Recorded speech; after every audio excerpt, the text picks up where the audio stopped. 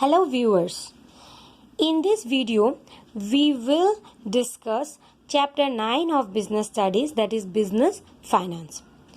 As you all know, this chapter deals with several topics, and in this video we will be covering the initial part of the chapter.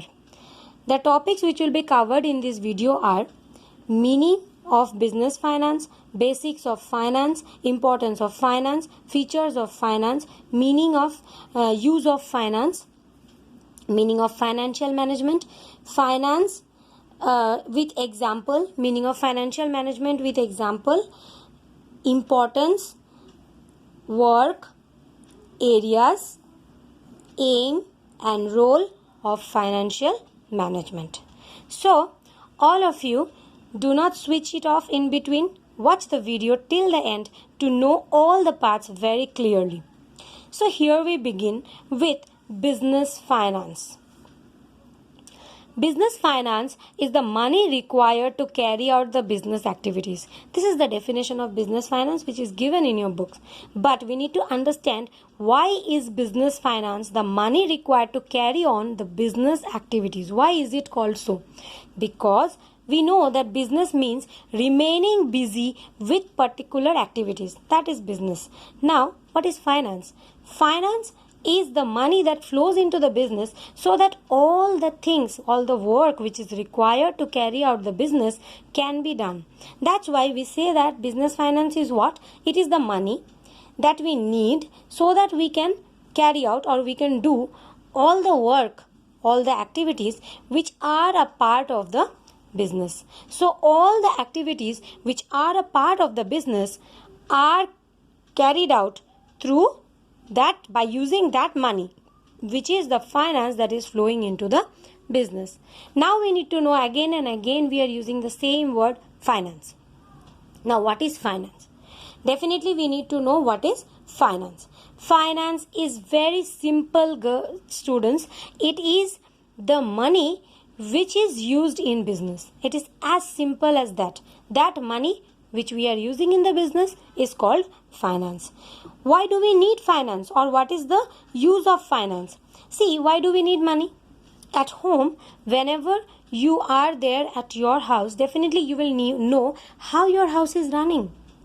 Your parents are using money to purchase different items so that the money comes into the house. Yes or no? And that is how the house is being managed. The different items starting from food to luxuries are being purchased because money is coming into the house. So this is the first use of finance. Finance helps us to purchase the resources. What are resources here? Resources are raw materials as well as machines, labor and all other facilities, plant, etc., which are required to carry out the production activities or any business activity. Secondly, it helps the business to run smoothly. If money is always available into the business, then definitely there will be no hurdle stopping the business from running smoothly. In this way, the business will continue smoothly if finance is present. So that's why we can easily say that finance is what? Finance is the blood of any business. It is the blood. Just like blood works in the human body, just like blood is important for a human body to survive, similarly, for a business to survive, continuous flow of money is very important. If money is not there, we cannot do any business. Okay? So, this is finance. Now, what are the features of finance? Finance is a must for running the business. This one I think you all know. The first feature of finance is that it is a must for running the business. That's why we are saying that it is the blood of the business. It is a compulsion. We will need that. Without money, we cannot do any business. Okay? So that's why it is a must for running the business. Secondly, finance can be what type? It can be long run or short run. You know that sometimes we can borrow money for long period and sometimes we can also borrow money for shorter duration of time. If we are borrowing money for long term, we know that we will return it only in the long run. If we are borrowing money for short term, we know that we will return it in the short run by arranging for that money. It must be available so that any type of changes or any work which is continuing in the business can be carried on. So finance is a must for any business, and these are the features of finance. Now I hope you have noted down the features. Now we will move on to the next topic, which is financial management. Financial management means the concern with the optimal procurement and uses of finance. What is financial management? Your book says that financial management is concerned with the optimum procurement and usage of finance or funds. Now, what is procurement and what is usage? And if you are confused with this language, let me be very simple to you. Financial management means handling money in such a way so that we can get maximum benefit out of the money which we have. So that is financial management. We will get the maximum out of the minimum money which is available to us. Now we will go into your bookish language, which is procurement and usage of money. So yes, financial management works into the procurement and usage of funds.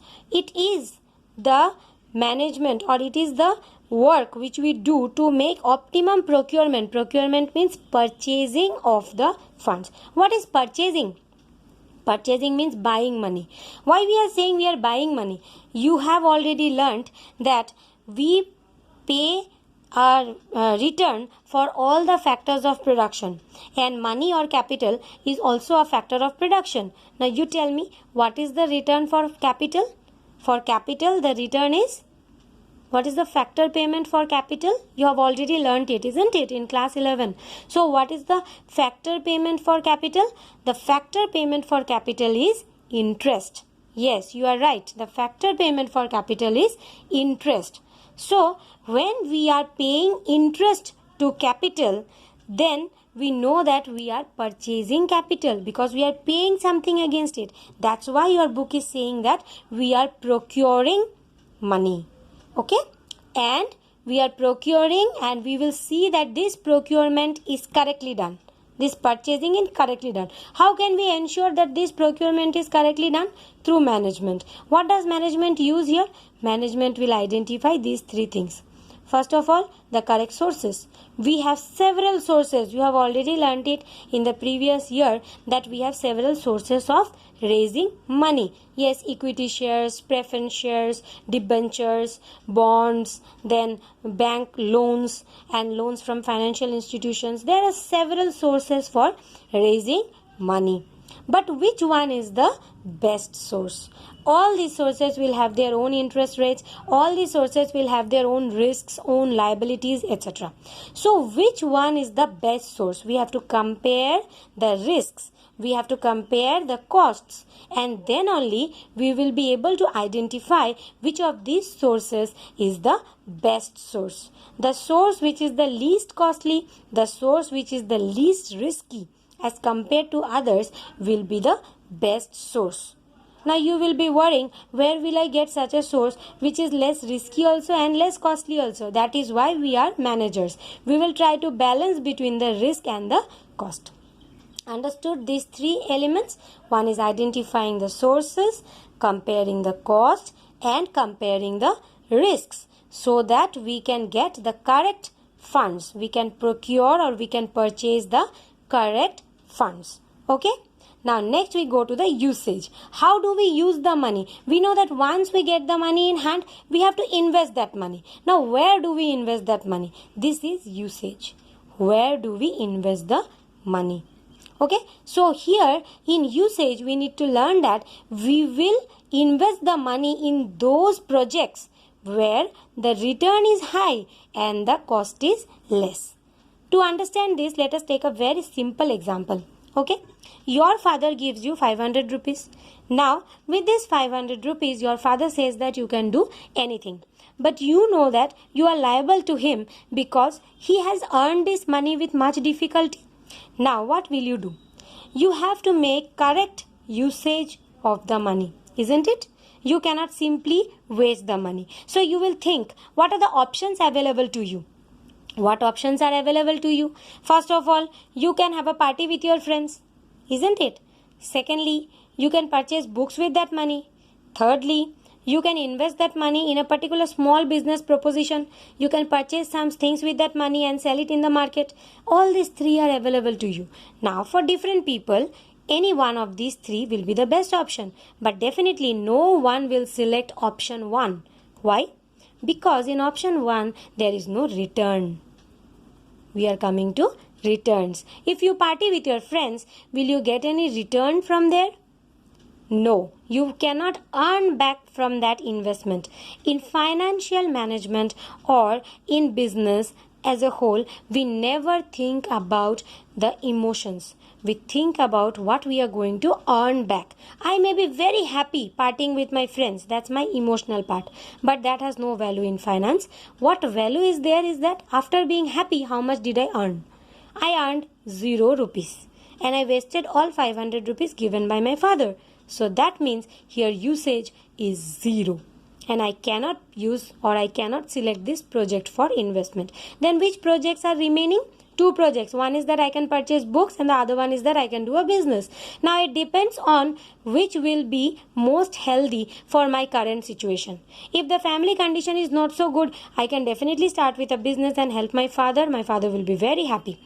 If the family condition is well-to-do and very good and my father really wants me to study very hard, I will purchase books, and when he asks me what did you do with the money, because I am liable to him, I'll say that I have purchased books. High returns for me because the source is very happy, got the interest completely, and the cost is very low. He'll be so happy that he'll say that 500 rupees or the energy and time which I have spent behind earning that 500 rupees is of no value.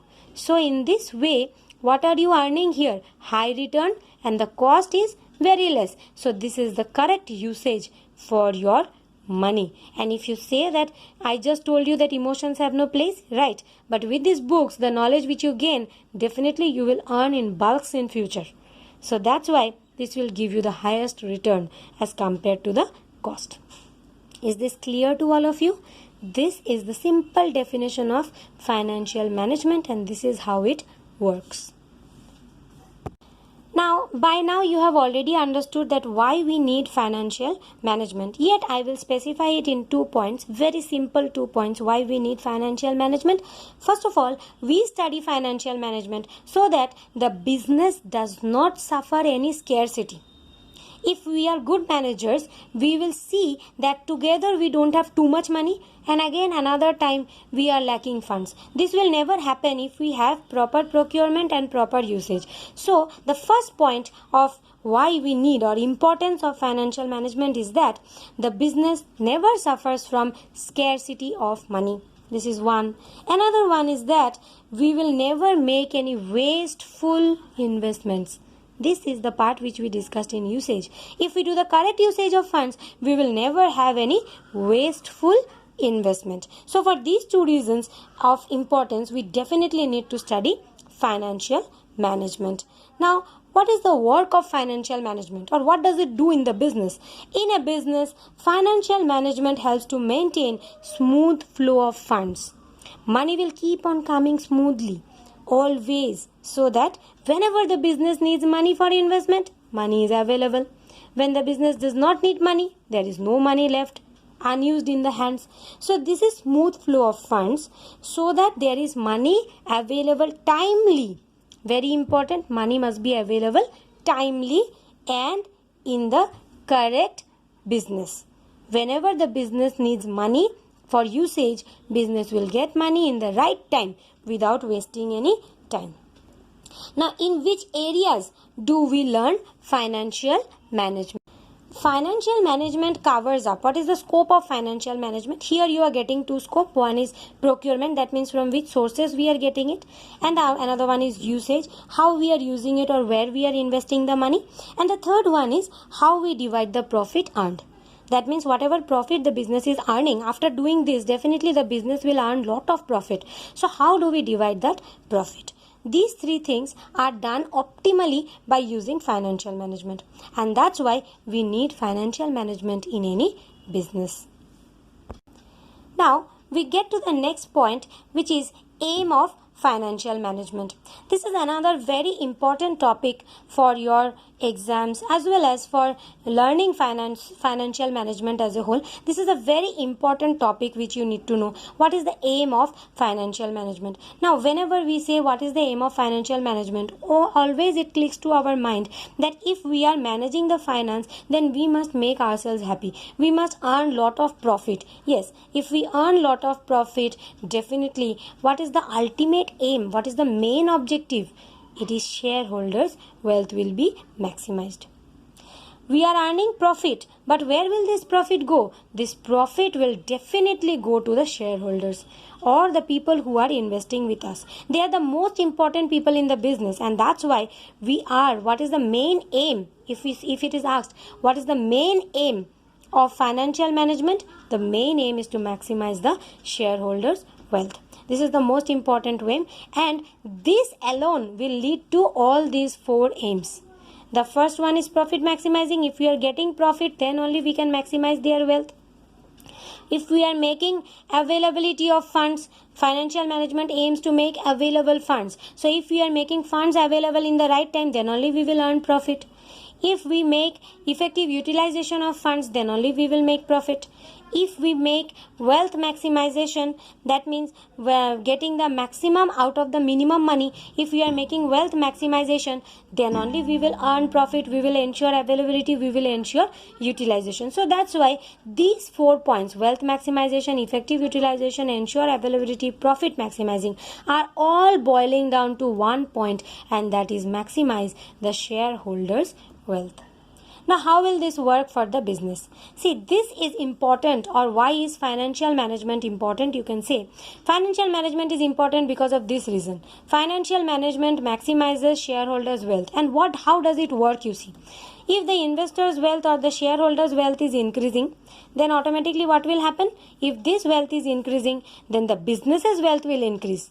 The business will earn more money, and if the business's wealth is increasing, the nation's wealth will increase, because the business will contribute to the national wealth by paying taxes, etc. So business will contribute to the national wealth, and in this way the nation's wealth as a whole will increase if the business's wealth increases. So this is a chain, and in this reaction financial management contributes not only to the business, but it contributes to the nation as a whole. Now we will go to the role of financial management. First of all, the size of the fixed assets. This is the first role of financial management. Financial management has to decide the correct size of fixed assets. If we have lot of fixed assets, like if we have more machines, then you know that these machines cannot lie idle. So we have to get that much raw materials, or we have to get that much resources, so that these machines continue to run. So definitely this size of fixed assets is a very important determinant, and it is the basic determinant of any business. If this size is correctly determined by financial management, then all others will get balanced. Okay, so the main one is what? Deciding the size of the fixed assets, because depending on this size, what will happen? The quantity of the current assets will fluctuate. What is current assets? Current assets are the working capital part. That means those assets which are not fixed but which keep on changing regularly, like workers, raw materials, then your electricity, or even hired workers. All these things are part of current assets. Now if this current asset has to be balanced, then first of all the fixed assets has to be balanced. If we have the correct number of machines, then only we can judge the correct amount of raw materials that will use the machines, or that will make the machines to run. So the quantity of current assets, the correct quantity of cash, the correct quantity of inventory, the correct quantity of receivables. What is cash? Cash is money in hand in the business. So what is inventory? Inventory is the produced or the semi-produced goods which we are keeping in stock with the business, so that we can use it in future. Okay? What is receivables? This is that amount which we are yet to receive, either from the market or we are yet to receive from the shareholders. Now these current assets, things which are coming in and going out, the raw materials, in receivables it is not only in cash, okay, it may be in kind also. So sometimes there are some pending raw materials which the suppliers are about to give us, that will also be in receivables. So these receivables, the stock of inventory and the amount of cash in hand, all these things are part of current assets or working capital, and all this will depend on the fixed assets. The next point is ratio of long and short term finance. Long term finance and short term finance, there must be a balance between these two. If we are taking too much long term finance, we have to pay lot of money as interest. Definitely no one will like this, right? If we are taking too much short term finance, we have to manage money quickly so that we can pay it back to the people from whom we have borrowed within the short duration. This also no one will like. So what we need a ratio. Ratio of what? We need a ratio of long term and short term finance. Proportion of debt or equity. What we need? We need a proper balance between debt and equity. Too much equity means we are diluting management. Too much debt means we have too many loans on us. So this will again dwindle our financial situation. So in either cases, debt equity must be balanced. Not too much debt, not too much equity. Whatever amount of equity is appropriate and whatever amount of debt is appropriate, that much only we must take. And this is the work of financial management, to find out how much debt and how much equity. We will do it together in another video where we will discuss capital structure. And already there is a video present on the factors affecting capital structure. You can watch it again so that you can find out how we decide how much debt and how much equity. Then the items of the profit and loss account.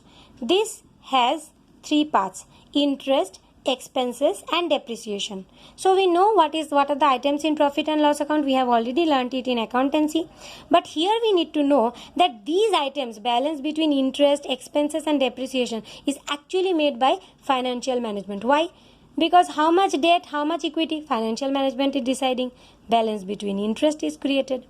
How much we need to spend, whether we'll take how much of current asset and how much of fixed assets we need, this also is deciding the amount of expenses. What is the depreciation? How much is depreciating? How much money is depreciating? Or what is the value of machines which are depreciating every year? That also we need to keep an account under financial management. So all this is the role of financial management. I hope this video has made all these concepts very clear to you. If you liked and if your concepts are cleared, if this video was of help to you, don't forget to like it. Don't forget to subscribe my channel, because many such interesting videos are coming up. Thank you.